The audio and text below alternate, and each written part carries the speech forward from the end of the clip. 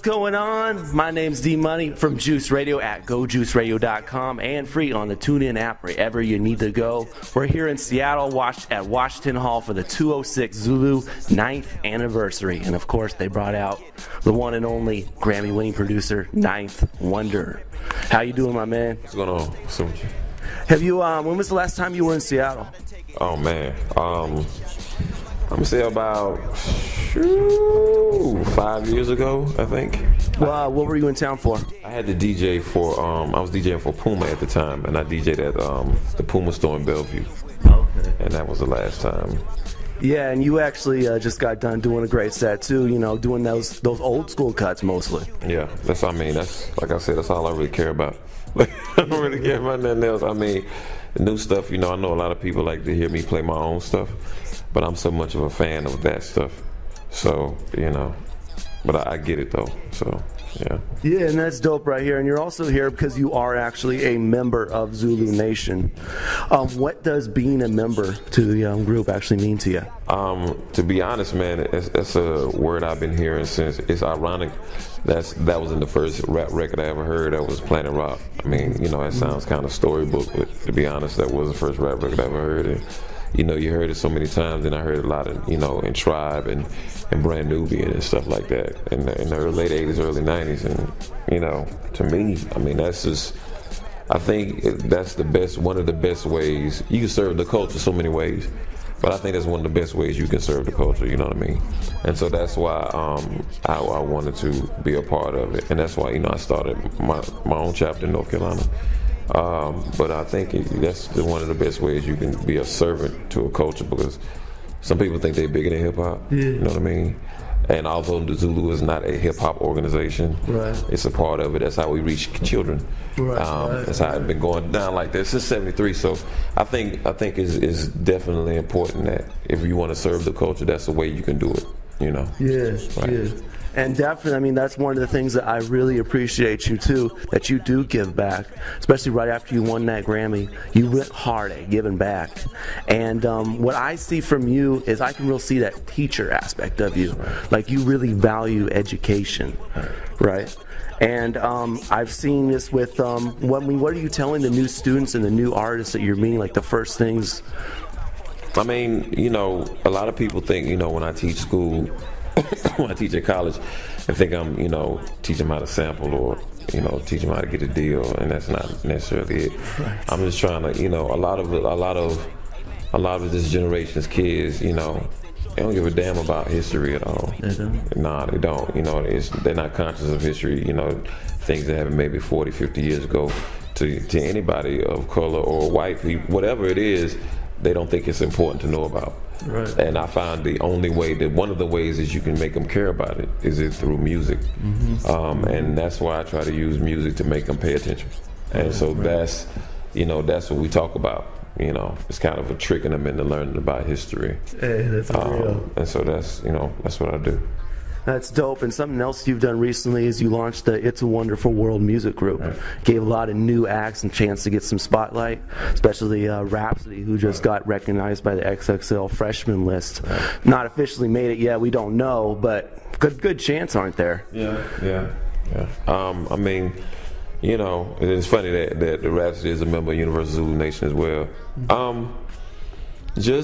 I believe in paying it forward, man. You know what I mean? Like, running a business or running a label, you know, is very tough. Right. You know, right. Unless you got Def Jam Interscope money, you know what I mean? Doing it yourself is very tough, but it's rewarding, man. I just want to make good music. I want to give people a chance to witness what I've witnessed.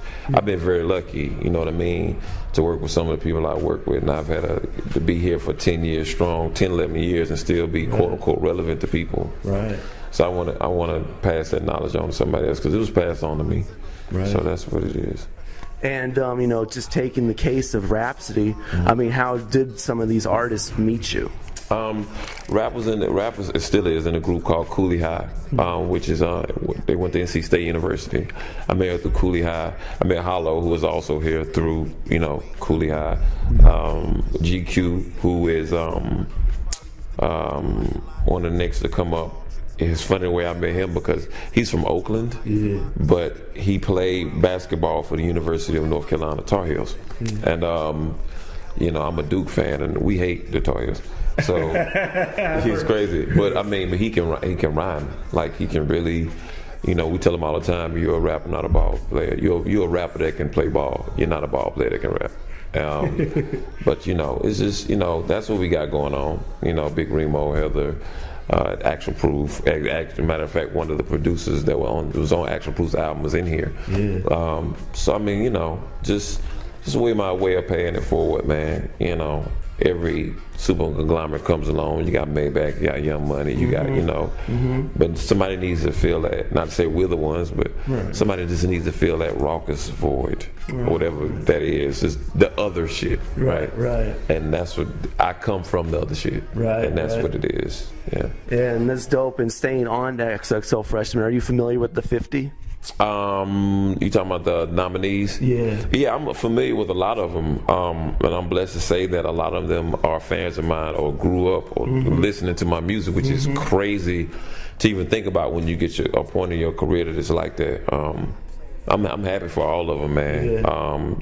You know, I think hip hop is back, or close to getting back to a place where there's a variety of people. That Kendrick doesn't sound like ASAP, and ASAP doesn't sound like K.R.I.T, and K.R.I.T doesn't sound like, you know what I mean? I think that's and K.R.I.T doesn't sound like Joey Badass. I think that's needed, and that's what that particular list shows, the nominee list. I'm happy where hip hop is going, man. A lot of people think, you know, throw this hip hop is dead around. You know, hip hop is dead, man. You can't. It's no, hip hop is so big, man. You cannot confine that shit in a radio or TV. So just because you don't see it those two places don't mean it is gone. Yeah, and to expand on that, Pender also being nominated on that. Are you familiar with any Seattle acts other than Macklemore or Pender? It was one that's crazy. A matter of fact, one of my producers in Soul Council is from Seattle. Eric G is from Seattle. I've been familiar with Vitamin and Jake for a long time. And the soul singer here, Chocolate, she's from here. You know, those are the Seattle artists that I know, that, you know, I've been dealing with over the past, I don't know how long. I've been knowing Jake for a long time. We were both on ABB together. We'll work with ABB. So, you know, it's funny, we was talking about Macklemore today. You know what I'm saying? And I, you know, no matter, I feel like what I've seen, no matter how high he gets, he still has it looks like he still has Seattle in him. You know what I mean? He does. And I think that's important, man. You know what I mean? He just made a catchy, dope song. That's how it goes. You know what I mean? Yeah, definitely. And speaking on your production, though, I mean, you have a real iconic sound, though. And I mean, it is uniquely Ninth Wonder. What is the process behind it? Is this more an emotion, or is this a call to action, or what is the whole thing behind your iconic production? You know what, man? I think it's a lot of practically all the music I do has some type of feeling to it. You know what I mean? I think the thing about club music, it's only supposed to be one feeling. You know what I'm saying? But for me, it's like different feelings. You know what I mean? And I think that comes from that we are all in the family tree of Q-Tip. You know what I mean? He started music with feeling. And all of us come from that. And so that's what I am, just a descendant of that family tree, and you know, of course, P-Rock and Preem, and you know, people like that, and Beat Miners and everybody. I just believe in the cultivation of using records. That's our art form. You know, I hate when people say, you know, they say it. People like to say that they play and, you know, making beats or whatnot. And that's cool. But I hate when people talk about sampling like it's bad. We are, when we sample, you know, we are those artists that we sample. They're living through us longer. And a lot of kids might not listen to Bobby Bland if you play a record for him, but if I sample Bobby Bland, that's a whole wormhole that kid didn't get it to. And so, you know, that's what I feel. You know what I mean? I'm happy the sound that I chose and the emotions that I give off and with my music. You know what I mean? Yeah, and more recently, last year, you released 2 albums, one with Murs, it was the final adventure, third of that trilogy, and Buckshot, The Solution. Right. What were like the biggest differences to you working between these 2 guys on last year? Me and Murs fight a lot. You know, we are brothers in every sense of the word, man. You know what I mean? Like, we talked about every album we've done, we get at least one argument. Right.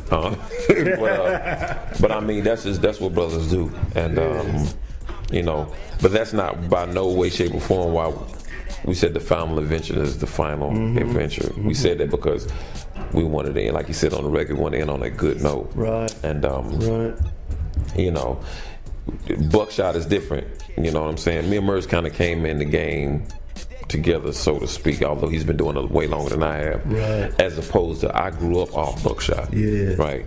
But the weird thing is, I grew up off Buckshot, and he's like only maybe months older than me, which is weird. You know what I mean? Yeah, right. It just lets you know when you're 18 and Buck was 19 when he was rocking it. Yeah. It's crazy, but you know, I grew up off listening to the Black Moon, and that relationship was kind of different. You know what I mean? So instead of me and Murs, it's kind of like this with me. I always look at Black Moon like it's Black Moon. I can see that. You know what I mean? Yeah. So the things with Murs are done. It's the final adventure, but is there a future with Buckshot? Yeah, I think so. I always have a long-lasting relationship with Duck Down, because Drew Ha and Duck Down gave me the opportunity to make music, you know, when a lot of people didn't. Right. And I built the franchise with them.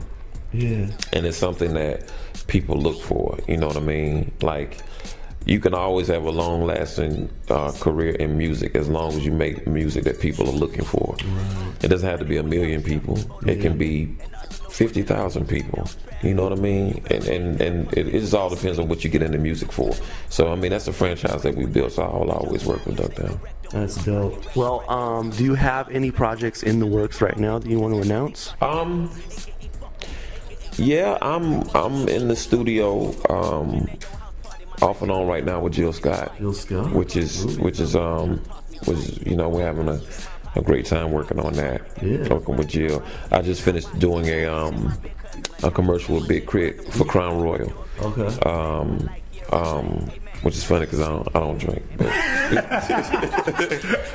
That's funny though. You know what I mean? But you know, they reached out to me to do the commercial because I sample 70 Soul. Yeah. And Dr. J is in the commercial, and so we, you know, quit not, but we're also working on more music as well. That sounds a bit random. Yeah, I know, right? But I mean, it's dope though. The commercial is dope. The commercial is very dope because they're showing a bunch of old vintage footage. Yeah. You know, I sample For the Love of Money by the OJs, K.R.I.T saying some fly shit. So it's a dope commercial.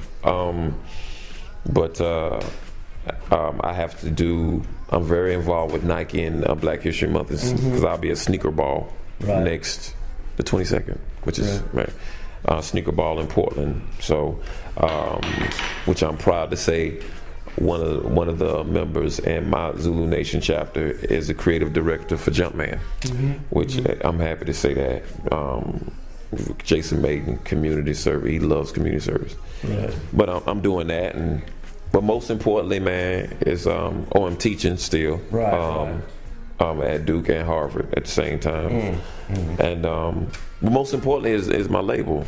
Yeah. You know what I mean? Trying to get, you know, things moving. And, you know, when I'm doing interviews and people ask about Jamla, that means we're doing something. Yeah. Yeah, and something we talked on earlier, obviously you are a Duke fan. Yeah. Something happened in the news recently where some Duke fans basically disrespected some players. What are your thoughts about, you know, how people can take loving a sports team too far? I think it's, you know, you know, people can get kind of, there's a difference between a fan and a fanatic. You know what I mean?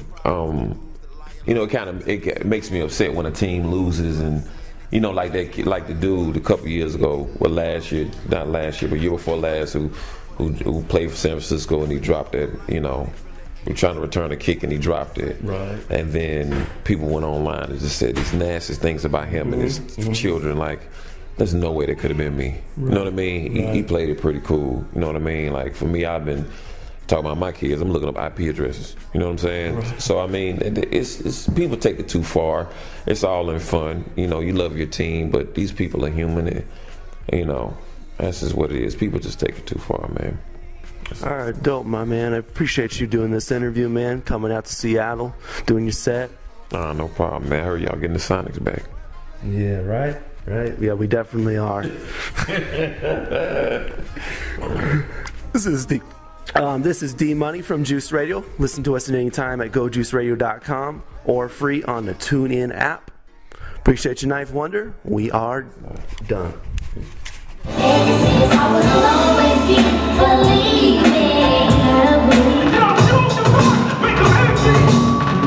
Yeah, real niggas only. Let's do it. Worldwide, show that shine. Get the cash, flash, and Kodak line. And if I get the urge, splurge or bling, I do it. Nobody's concerned, they ain't got a thing to do with this. Shut the fuck up, please believe. I had the boy Neve out of Philly free to sleeve. Giving the gangsta love like even keys. The first piece, worst by the set of these with these. Haters think I ain't peep this these. Don't think I don't got peeps that'll squeeze the things. And trying to be MOP, you beat DOA. My man's in them roll deep, and we don't play those games. No chain tucking, only congratulated and me fucked up. Rock City down here in the D. Bling bling, it's time to make a empty. Let's do it. Yeah, real niggas only.